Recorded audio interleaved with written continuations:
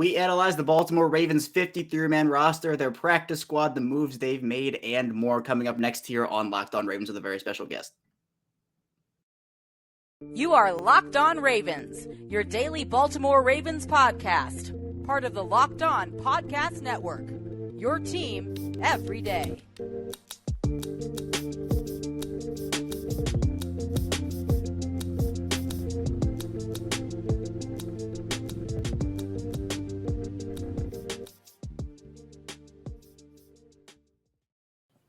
And we've returned here with another episode of Locked On Ravens, your daily Baltimore Ravens podcast. I'm your host, Kevin Ostrecker of Ravens Wire. We're here on the Locked On Podcast Network, your team every day. And thank you so much for making Locked On Ravens your first listen to the day. Here we're free and available on all platforms. That includes over on YouTube. And we are back here, a Thursday edition episode. It's been a whirlwind of a 48 hours here. And here with us to break it all down is Ken McKusick of Filmstudy. Ken, it really has been quite the busy couple of days for the Baltimore Ravens. We have a ton to talk about here. Exceptional, lots of unexpected cuts, some unexpected keeps that go with that. I guess so you usually get an offsetting one for one there, and then a big veteran loss that we're hearing about today. Yeah, and so we'll start with the initial cuts, Ken, because I think there were more surprises than I think I expected personally. And on the offensive side of the ball, I think the first one, well, there are two major ones. The first one being Tyler Beatty being released. Now, Eric DeCosta, in the Eric DeCosta era, I'll say, not as really opposed to moving off for rookies as maybe Ozzie Newsome was back in the day. We saw it last year with the Shaun Wade trade and Ben Mason moving on too. The second one being Josh Oliver. I did not expect him to make the roster whatsoever. The Ravens decided to keep 5 tight ends, Charlie Kolar going on IR. Where were your biggest surprises on offense with that initial cut down? Yeah, those are the big two. 11 offensive linemen was also a mild surprise that problem was changed today. But the cut of Tyler Beatty is very un-Ravens-like. It's a 6th-round pick. He had shown ability to pass block, which was the thing I really wanted out of him in this preseason. 2 really good pass blocks in the last game, one coming across out of sidecar on the left side the previous game. Had a big part, I believe it was in the near touchdown pass to Demarcus Robinson on the left side. He had made a really nice pass block. So I'm sad to see him go. I'm glad to see he made the practice squad again. The Ravens, for whatever reason, just don't feel like there's other Tyler Beatty's out there. I do have a sneaking suspicion of what that is, that it may have been mesh point facility that has determined some of those things, because otherwise I can't come up with a reason why they want to have so many old running backs on this team the last 2 years. And people were kind of saying, Ken, it's with Kenyan Drake coming in, it's either going to be Tyler Beatty or Justice Hill who gets cut. And Mike Davis' name was also thrown around out there too. Did you have a suspicion of which one you expected to be cut versus when Beatty was actually cut?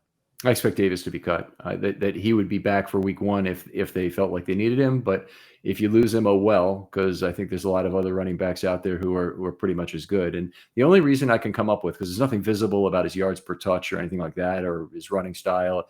The only thing I can think about is that his facility with the mesh point in practice is higher. And one of the things you see about the Ravens this preseason is they didn't run any successful read option plays. They had a botch snap, they had a fumble on the pull by Anthony Brown, and they had another one that was the wrong read.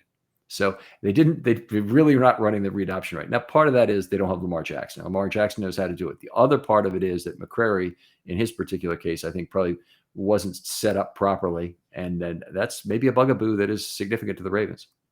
Yeah, and I think when you're talking about this offense, and I think what it wants to go back to, we're starting to really see, I think, with the personnel you mentioned, 11 offensive linemen at the initial cut down day, the 5 tight ends, they want to go back to somewhat of a run style offense that I think last year, we saw they had to go and change their entire offense. 9th in pass attempts, when in 2019 and 2020, they were last in pass attempts both of those seasons. But Ken, with the tight end situation, I do want to touch on Josh Oliver a little bit, because I understand why the Ravens kept him, but I also don't understand. It's kind of like a back and forth thing where he's been with the team. He understands the playbook, but I think you could find another Josh Oliver out there while also maybe keeping somebody else on the roster at that initial cut down. I think you're probably right. First of all, he's a 4th-year player, has no option value to the Ravens. So that's not it. Okay. So you try to eliminate, obvious causes, kind of like you're going to a doctor's office here and try to figure this diagnosis out. It's not anything about Josh Oliver's option value. It's probably not too much about what Josh Oliver can do for the Ravens this year, because he's 4th on the depth chart. When Kolar comes back anyway, he may be 4th right now in terms of who they have. You wouldn't even necessarily use him as a blocking tight end behind Boyle, because you might use Ricard in that situation. But they may have felt like they needed to keep Ricard in, and then if they need a blocking tight end, they don't want to go to the street. But we've seen in past years they've been able to get Eric Tomlinson successfully, and he's been a very good run blocker, not so great a receiver, but a very good run blocker. So if I'm looking for one reason why Oliver was kept, it might have been to keep him away for the Bengals, which I saw on Twitter. It's somebody else's idea. The Bengals picked up 2 waived tight ends in the waiver claim process, and maybe Oliver would have been one of them, and they kind of foresaw that and said, you know what, we'll just do this to kind of hose the Bengals, and hopefully it doesn't end up hosing themselves. Yeah, and I think when you're looking at, again, the 5 tight ends, the 11 offensive linemen, for me, Tristan Colon was someone who was really on the fence. He could have been that like last man in or first man out situation. It was 11 then. It gets down to 10 on Wednesday with the release of Tyre Phillips, which was not on my bingo card for Wednesday. It was a bit of a shock for me. That gets them down to 10. But I mean, what was that shock level to you, Ken, with the release of Phillips? High. I did not expect it to happen. He and Cologne are both third-year players, so you're looking at similar option value. Cologne had played pretty well during the preseason. Phillips had mixed results during the preseason, but I thought he did play well in the last game. Had some problems with run blocks, 2 in particular, but otherwise he was very good as a pass blocker in the game. The Ravens, part of what they did to set up Anthony Brown for the big day was a lot of ample time and space opportunities. And Phillips was very physical as a pass blocker. He was initiating contact in a way I hadn't really seen from him before. So I think, having Faalele and Phillips and probably Jawan James as well, and Ben Cleveland at left guard, the Ravens, it seems like the last 2 weeks since that first preseason game, they'd really worked on trying to be physical before you give ground in the pocket. So try and establish a perimeter that's further away from the quarterback. And I've liked that. And, the offensive linemen who can do that on a regular basis are very valuable. So it surprises me that Phillips is gone. It really does. I mean, this is how he played against the Commanders in his final game. Might have been the best we've seen him at tackle, honestly. Surprising. It's all over the place, and I feel like with Tyre Phillips, John Harbaugh did say that he wants to see if Phillips can get back on the practice squad. That's something they want. Now, does he get there? That's a different question. But I still think that with the Phillips release, it was something where this was a guy who has started 13 of his 22 games in Ravens uniform. He has the versatility now. I do think he is a guard and not a tackle. I think that is where he is better lined up, but he can give you the option. Like if everything else is exhausted, you can put him there and he can do that for you. And we know the Ravens love their versatility. So it was a shock to me. I also think, Ken, at the initial cutdowns, a shock on the defensive side of the ball was seeing them keep 5 inside linebackers, not because of the players. Like I think Kristen Welch, that final preseason game as the Commanders, you have 2.5 sacks, someone who played special teams very well over the past couple of seasons. It makes sense. Josh Ross, you weren't going to cut him after the preseason that he had. But with the Ravens and the safeties they have, they might not have to use 2 inside linebackers on the field every single play because of what they do. Did you feel like they were going to keep 5 inside linebackers, or did you feel like it was going to be maybe 4 or even 3? I basically had the same thought as you did, and I would just express it as, the safety group is so deep here. It's 4 deep. We thought it was going to be 5 deep. Unfortunately, Tony Jefferson is gone today, but it's 4 deep with guys who can really help you on a play-by-play basis, and that includes playing dime packages and even quarter packages with 4 safeties when you need to. It would be nice to have 5 safeties on the team to basically have the facility to continue to play quarter even if something goes wrong, but they're set to do that, and they've had such problems with pass coverage at inside linebacker. Having Jefferson and Hamilton or Jefferson and Clark out there at dime and quarter would look terrific in terms of what you'd have in underneath zone against other teams. I think you could basically pull your inside linebackers towards the end of games, at the end of a half, and have a real shutdown kind of a defense, or at least a defense that's going to make opposing quarterbacks pay for their mistakes in the passing game. They get eyes on the quarterback, play a lot of zone. When balls get tipped, accidents happen. And, I think that's going to be a general theme of the Ravens defense this year. And I'm very surprised that under those circumstances, they would keep 5 inside linebackers. And they really felt like the special teams play of Welch is really the guy, was worth it at the end of the roster. I did think that Ross outplayed Welch this preseason. Yeah, I had it as a battle between Ross and Welch for that final spot. I gave it to Ross, but the Ravens do decide to keep both. And we're talking about the almost excess of inside linebackers, Ken. Well, there is a very big need, I think, at outside linebacker. You have two healthy guys at the initial cut downs in Justin Houston and David Ojabo making the roster because of his whole contract situation, not being able to go on the NFI. But it still feels like there is such a big need. The Ravens bring in a linebacker yesterday. We'll talk about that in the second segment. But Ken, where is your concern level with this outside linebacker group right now? Extremely high. It couldn't be higher.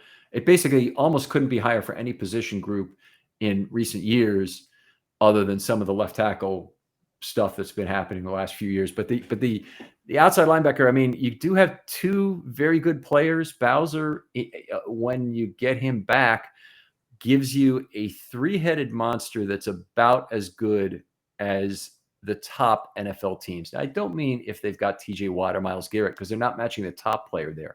But having a rotating three guys, there's very few teams who can put on three that good and give you something in coverage as well. Right now, the problem is it's Sam linebacker for the Ravens. They don't have anybody who is obvious to take that role. I don't think they want to put Away there, even though he has all the athleticism to do it, because I think it changes and maybe minimizes what he can do for you as a pass rusher. So I'm bothered by that. I think Steven Means will be a practice squad elevation, if not back on the roster by week 1.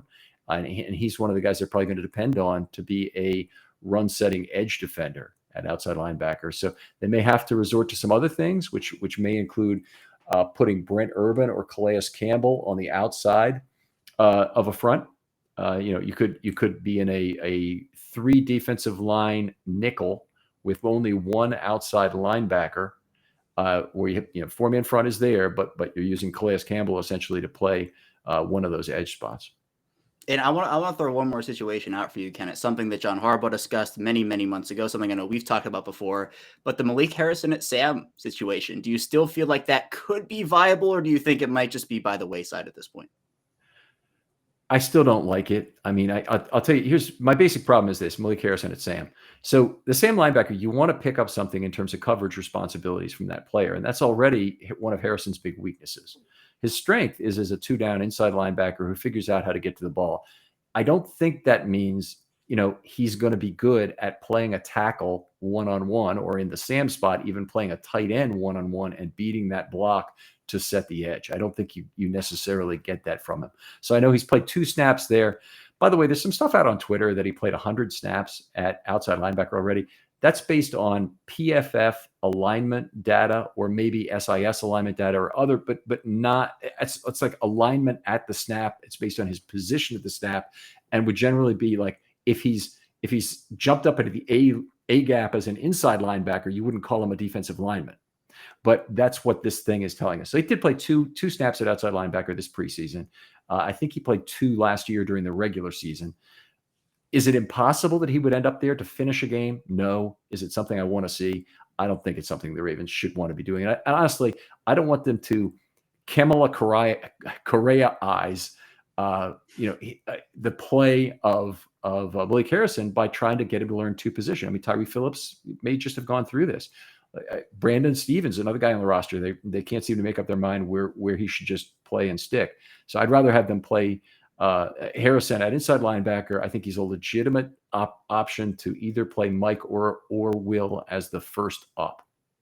Harrison had a great preseason. I think he showed a lot of improvement, was flying to the football, just looked more confident, almost like we saw with Patrick Queen last year in the preseason. I think we saw that this year with Malik Harrison. But just because that Ravens roster was set on Tuesday doesn't mean it didn't change on Wednesday. We're going to dive into the moves the Ravens made and who those guys could potentially be next here on Locked On Ravens. But first, I want to tell you about Elias Game Plan. It's almost the start of the NFL season, and if you're into sports betting or fantasy, you need a competitive edge to win. That's why I highly recommend the Elias Game Plan app. It's the ultimate sports betting and fantasy companion for the NFL, NBA, and MLB. The Elias Game Plan app is the only sports app from the most trusted name in sports stats, Elias Sports Bureau, the official statisticians of U.S. pro sports leagues, including the NFL. The app lets you access team and player stats, head-to-head team comparisons, and Elias insights from the Elias Sports Bureau's research team. The app is really good for player news and league validated player stats and team records, expert game analysis for betting, building your fantasy team, and impressing your friends. And the app is super easy to use. Elias is the most respected research team in the industry. They have quality information, and that's key. So I'm glad they created the app for accurate data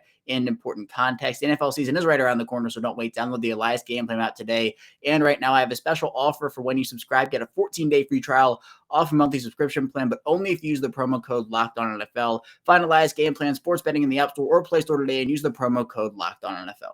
We're back here with our second segment of Locked On Ravens. Kevin Allshaker still here with Ken McKusick of Filmstudy. And Ken, the Ravens have been doing a lot of shuffling over the past 24 hours. And one of those big moves being Kenyan Drake, the addition, the running back formerly of the Raiders. Now, Tyler Beatty, seemingly it's like a Drake for Beatty swap, it feels like at this point. But what does Drake give the Ravens, and how did you like the signing overall? Just generally speaking, I'm not crazy about signing older running backs. And given what Tyler Beatty had done in terms of some pass blocking and other things and versatility to be a runner and receiver, there are probably some things they like better about Drake as a runner.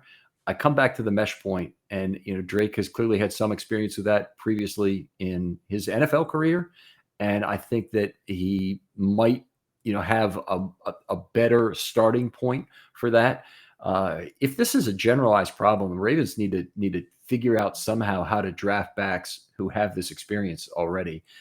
If that's not it, if it's something else, then I really know what it might be, because with Kenyan Drake, you're getting a rental. He's a 1-year signing. He'll be gone at the end of this year, or the Ravens will have to sign him at market value. With Beatty, you have 4 years of team control, and I am loath to ever give that up. And my second choice, if you decide Tyler Beatty is not the guy, is to go out and sift carefully through all the rookie and year one players who are still in their first year and find that back who fits your stylistic need. So I would have preferred to see that. That said, Kenyan Drake probably can carry the rock the amount of times the Ravens want him to, and hopefully he succeeds stylistically within the scheme they have. Yeah, and it's interesting, Ken. It feels like one of the things that Drake can excel at is as a pass catcher out of the backfield. And something that I felt like the Ravens are going to try to shift more into a little bit is using their running backs out of the backfield. We've seen guys have success. I think we were going to see it a bit last year, and then everything with the running back position, obviously injuries just decimated that group. Do you feel like Baltimore is going to continue to kind of move into that, almost what is an extension of the run game with the short passing game? It doesn't exactly fit with what the Ravens do in terms of having Lamar be his own check down. So they run a lot of vertical and downfield routes. It doesn't have to be all verticals, but if you get people, your routes are all run 10 plus yards from the line of scrimmage or to the sideline as out route for one of your routes. That clears the middle for Lamar. And on those extended pockets, then he has an option to run it or throw it and find space that way. The Beatty signing, what was nice about it was it got a guy who had a lot of screen pass experience, and you had Tyler Linderbaum matching up that would be able to get in front of the play and give you that one block the Ravens have never really gotten from their interior offensive linemen in terms of getting a guy upfield, because they play mostly with elephants. So you like to have a combination of elephants with one cheetah in terms of Linderbaum, and I really like what he'll add to that offensive line. In terms of Beatty, I thought he was probably better at that, had done more in college. Kenyan Drake, maybe he'll be good. He did have 7.3 yards per target on, I think, about 40 targets last year. That's a good number for a running back. We'll see if that's something where he can still excel. Yeah, and in terms of waiver claims, Ken, you have Baltimore claiming Del'Shawn Phillips from the New York Jets. You could almost, if you want to, say it was a Phillips for Phillips swap with Tyre for Del'Shawn. But another linebacker added. He can play both spots if you really want him to. A guy who I think very much special teams experience as opposed to defensive experience. How'd you like the claim? It's almost like getting a sixth inside linebacker. He's played a mix of inside and outside in his NFL career. And some of that may have been in a 4-3. I didn't really look carefully about exactly where he's been when he's done this. He's played for a couple different teams. He's mostly a special teams pickup as I would see it. It would not shock me if he's not even with the team on opening day. I think that they will make their moves to try and get the players that they like to make up a good 53. But we all know this roster isn't finalized. It's set right now. It better not be at outside linebacker. So if they find another guy they like, particularly a Sam with some experience, they might replace him. And one interesting guy I keep coming back to is Devon Kennard, someone who was cut by the Cardinals, and it felt like almost wasn't utilized the correct way in Arizona. He had in Detroit, I think he played more of that Tyus Bowser-ish role, if you want to call it that. How do you think he would fit if the Ravens go that way? Yeah, he's older. He's 31 now. He hasn't played the last 2 years in any much substantial coverage at all. So he's been playing more of a DE role. I could see it as being the thing. I think money might be an issue. It might not be at his age. He may be looking for just a vet minimum contract. The Ravens are going to go cheap with whoever they go with, I think. There may be an incentive-laden contract they could build for a JPP or somebody else. But I know everybody's excited to get somebody else who can sack the quarterback. I mean, right now, the Ravens' problem is they don't have anybody who can cover it all at outside linebacker, or they don't have anybody who's obviously would fit that role without giving up something in Oweh. Getting into the rush linebacker, I don't think addresses the need. So a JPP or something doesn't really make sense. But I think Devon Kennard could. He's in the pool of players who would potentially make sense. Yeah, and the loss of Bowser, Ken, just feels it was such a gut punch for it to happen. Obviously, first of all, being in Week 18, but you could argue that Tyus Bowser was the most consistent defender on the Ravens last year in terms of what he was able to bring. Yeah. You could probably make that argument if you really wanted to. So I think that for the Ravens to be able to just replace some of that pass coverage ability, and Bowser, to his credit, improved tremendously as a pass rusher in general last year with increased opportunities, which was great. But someone, Ken, who is not going to be with this team is Tony Jefferson. The Ravens lose him to the New York Giants alongside Chuck Wiley, who both end up signing with the New York Giants practice squad. So more Ravens over there for Don Martindale in that Giants defense. But how big of a loss is that, Ken, Tony Jefferson? It's a loss. It's a loss in the clubhouse. I think, it's the kind of thing where when you cut somebody and you think we'll get him back on the practice squad because he won't be claimed. You can be right on both of those. You can be right on the not be claimed part, but it doesn't prevent the player from going and looking for the greener pasture. We saw it with Ben Mason in 2021. He was a draft pick. They clearly thought they would get him back on the practice squad and have him, available. And then Belichick came in and took him away. And, one of the things about having your defensive coordinator go away, like having a major guy in scouting and Joe Douglas go away to be the GM of the Jets, is they're constantly looking over your cuts because they're players they know. And, there's just a good chance that they're going to take your guys. Jefferson is, I don't think he would have gotten on the field a lot defensively this year. It would have really taken a commitment to quarter play to get him on the field. He could have gotten on with injuries, but, most likely he would have been a special team star for the Ravens, a guy who would lead that unit and be Anthony Levine-esque and probably play a similar amount defensively to an Anthony Levine in his late career, which was not very much. So does the special teams, I think, value that Jefferson would have played? Does that get replaced now with a guy like Geno Stone? Geno Stone has already been the personal protector during camp. So they've been using on punt coverage. And so you've got two major special teams units you really have to concern yourself with. And that's the punt coverage and the kick coverage units. That's what really broke down for the Ravens during the preseason a lot. They had been playing Geno Stone with the wings of Hamilton and Jefferson. I'll just say that those three are incredibly strong. At gunner, they tried out a bunch of different people. They didn't even use Justice Hill, who is a good gunner at that position. So I think he'll help there. But the fact that Jefferson is on the wing and not as a personal protector, mild surprise to me. And one that, it speaks to Geno Stone's ability to take up the defensive captainship, because you're really the quarterback on that unit when you're the personal protector. If anything's going wrong, the people aren't in place. Anthony Levine has bailed out the Ravens a couple of times by being in the right place in terms of understanding what's going on special teams. Yeah, and the Ravens, I feel like, definitely have an affinity for Geno Stone, and I think they've been kind of preparing him for this role a little bit. So I think he's ready. I think Levine is coaching him up a little bit, and I think for what he can bring to the table, again, it's almost like the Jordan Stout, Sam Cook thing. You're going to miss some of the consistency that you got so used to with a guy like Cook or Levine, but I still think that even with a couple of mistakes here or there, it will still be okay if Geno Stone is that guy for them. But we'll head into our final break here on the show. Coming up, we'll talk about the Ravens practice squad and more, so be sure to stay tuned for that. We still have a ton to talk about here on Locked On Ravens. But first, I have a very important message. Are you one of those people who thinks it's okay to drive under the influence? What's the worst that can happen? You end up driving below the speed limit in some circumstances. It's no big deal, right? Wrong. The truth is your reaction times slow way down in certain circumstances. When you are under the influence, you not only put yourself in danger, but everyone around you. So stop kidding yourself. It's not okay to drive under the influence. If you've been using any sort of thing to get you under the influence in any form, do not get behind the wheel. If you feel different, you drive different. Drive under the influence, get a DUI.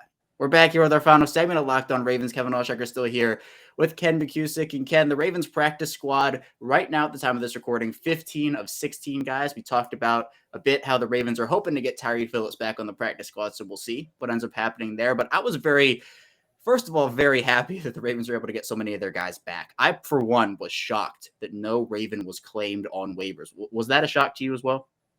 I had a couple guys I thought might have been, and it was a high claim year. There were like 33, 34 players league-wide were taken. This is really funny to me, but the Chicago Bears selected 6 people and added them to their active roster, and another team took 5. It might have been Denver, might have been another team, but I have it wrong.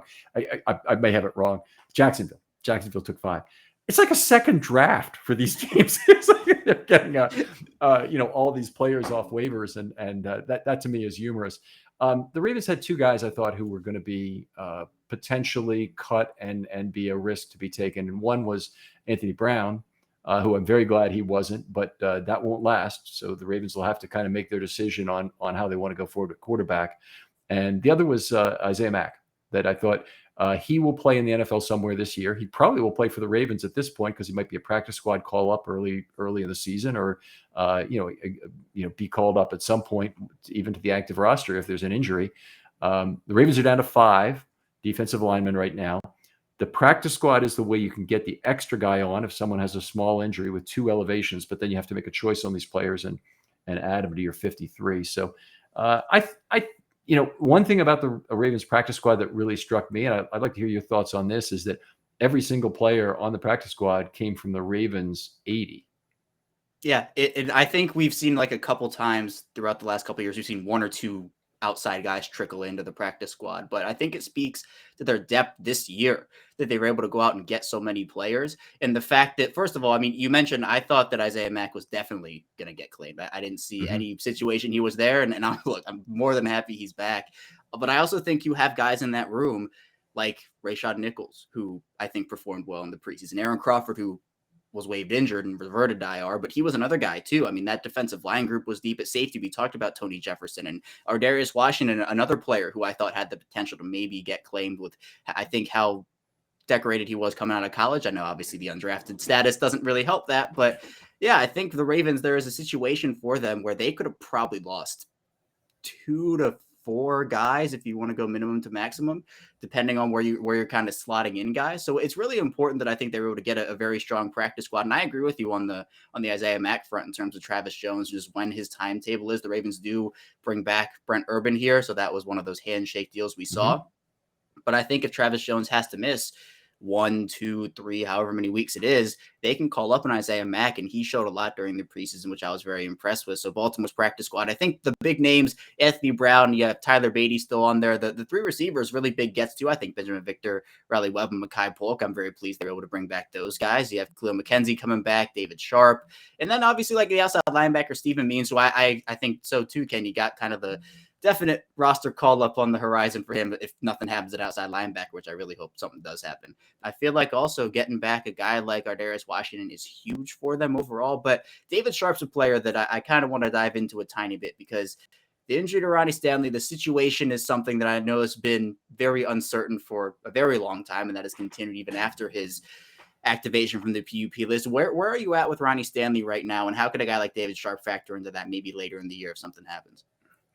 I mean, you hope not at all, but hopefully this discussion we don't have to have again this year, because we did have to talk about who might play tackle for the Ravens, and we're down to thinking about how can replacement people do it, like McCary for starters, who had a little bit of a preseason experience at tackle. So I'm not saying that's out of position, but even Ben Cleveland might have been a consideration last year in terms of being a big physical power run blocker who can down block within the Ravens scheme and do some things.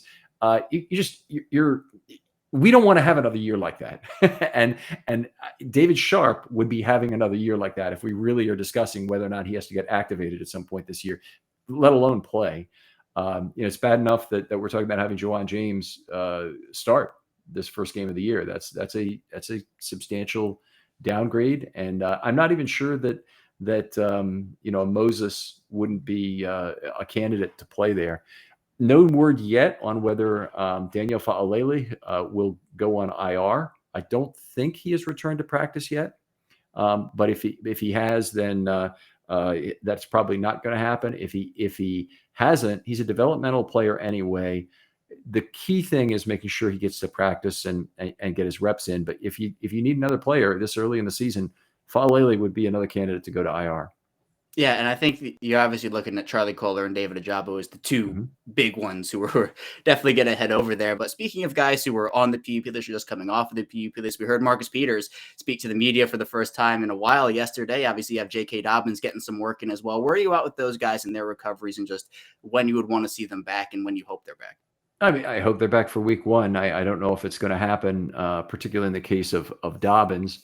So we'll see. I'm hopeful in both cases. The Ravens will have their contingencies, and if it's more than 2 or 3 or 4 weeks, then we're in. This is not as good a situation anymore. Obviously, Peters shouldn't have come off PUP if it's going to be week 5 before he's back, or otherwise the Ravens have actually lost a roster spot from it. Same thing with Stanley.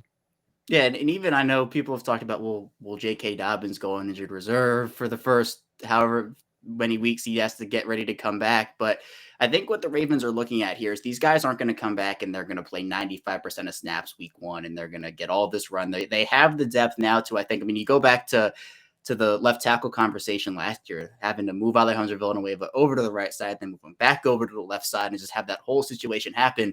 It wasn't very pretty, and I think that's maybe putting it a little lightly. So I think what you have now is you've been working with Juwan James at left tackle for a while. If you're the team, you have other options there, which I think is really, really important. But Ken, I want to just get your confidence level on the roster overall. I mean, we've seen a lot of shuffling, as you've mentioned. It is not set at this point. At least we hope in a couple positions they make a move or two here. But do you feel like this roster is one of the better ones you've seen in the last couple of seasons? Do you feel like it might be a little under par? Where are you at? I'm a natural worrier about this sort of thing. So I'd probably tell you it's a little bit under where the Ravens roster has been the last few years. Well, okay, in 19 or 20, let me put it that way. I think that they had a little more going into the season in 19 and 20 for sure. They do have good interior offensive line depth, which I'm happy about. They have a good safety group. They have a corner group that I'm extremely concerned about. It's injury, lack of real depth. Despite all the additions on the back end, I think they have some problems. Pepe Williams really a key player there to determine whether or not he's the slot corner the Ravens really need. If he works out, great. If Peters can play, great. And if it's Peter, Humphries, and Pepe for all 16 games, I'm the happiest clam there is. But if outside linebackers, obviously serious concern. They're very deep on the defensive line. And at inside linebacker, I think they have good 2-down players. And they have a bunch of players that I'm not so sure about on 3rd down. So they have the safety options to take care of that. Yeah, and I think another really interesting part of the Ravens roster is at wide receiver. Now, we talked a little bit about it throughout the course of the show, but the DeMarcus Robinson signing is one that I think, again, you're not asking him to come in and be this 100 catch, 1,000 yard, 10 touchdown guy. He's almost like one of those Willie Snead role, Seth Roberts role type players who can come in and just provide you something. And I know it kind of threw a wrench in the whole, oh, well, this undrafted guy's going to make the roster, but I think they needed a veteran of some sort. But Ken, do you feel like they could add more at that position? I'm so excited about what we saw from Robinson in that last preseason game. I can't even say. I mean, okay, the best receiver at the top of the route for the Ravens on the roster before Marcus Robinson got here, and probably still, is Bateman. Bateman came out of college, was a guy who can run almost any route, can lose a defensive back. What I saw out of Robinson was not only ability to lose a admittedly bad defensive back, but a guy who can exploit by being able to read that leverage well at the top of the route. And he did it on an out and go and a sluggo. So 2 different routes that he sold to that defensive back and then went deep in each case. That's just remarkable. Been a long time since the Ravens have had anybody like that. And I think what he can add in terms of peeling the top layer of the defense off so that both tight ends can work in the middle of the field and just wreak havoc is very exciting to what he'll add to the Ravens offense. So I do expect a lot from him in terms of snaps, and I expect a fair amount of targets given what he's shown in this brief outing. And I kind of going off of that, do you feel like maybe we're going to see him leap a guy like a Tylan Wallace or a James Prochet, or do you still feel he's like that fourth, fifth guy in the offense? Right now, I would say he's the number 2 receiver, Demarcus Robinson. But from what you've seen, I'm serious. I mean, Prochet is primarily a slot guy, and one of the reasons he overlaps a lot with what you get from Likely or even Andrews as being a guy you move out and flex out from the line of scrimmage. If ideally, I think we're going to see Bateman at the X and Demarcus Robinson be a Z receiver, and the slot receiver is going to be a combination of things from and you get some Prochet on the outside too. You get some Wallace on the outside too, but you get less snaps from those guys, I think, because of the injury and because of just what we saw from Robinson in the last game. Yeah, a 27-year-old coming in, instantly being the oldest wide receiver in that group, so a very young group overall. And look, in that preseason game, Ken, I think he almost did what he was supposed to do because we've seen him do it for so many years in Kansas City against number ones, going out there and playing with Anthony Brown against number 2s, 3s, 4s. I mean, you almost expect something like that, and he definitely did put on a show. So from Demarcus Robinson and Kenyan Drake roster, practice squad, the Ravens have been very busy over these last few weeks. Ken, I appreciate you hopping on here and breaking it all down with me. Please tell people where they can find you and what you're working on. Sure. You can see I'm at Filmstudy Ravens on Twitter. The website, filmstudybaltimore.com. Got weekly articles now that are starting up, offense and defense. There will, in fact, not be an article week 1, so I'll just lay that out there. We're going to the Jets game in New York, and I don't have time that week to get one published, but we will have the normal podcast. And we do a series of podcasts each week. In fact, like Locked On Ravens here, we have content every single day. And love to have you come and visit. And we're looking at doing a live stream of the pods for offense and defense this year and looking for people if they're interested in that. Thanks for having me on, Kevin. Yeah, absolutely. And be sure to check Ken out. Again, Ken's links to all those works will be in the description below on YouTube, so be sure to check them out. Be sure to follow him on Twitter. You heard great analysis here for about 35 minutes. So thank you again, Ken. I really do appreciate it. But that's all I have for you here today on Locked On Ravens. Thank you so much for tuning in. When we get back tomorrow, I'll be rounding out the week, talking about more moves the Ravens have made and more. So be sure to stay tuned for that, and I will see you back here tomorrow.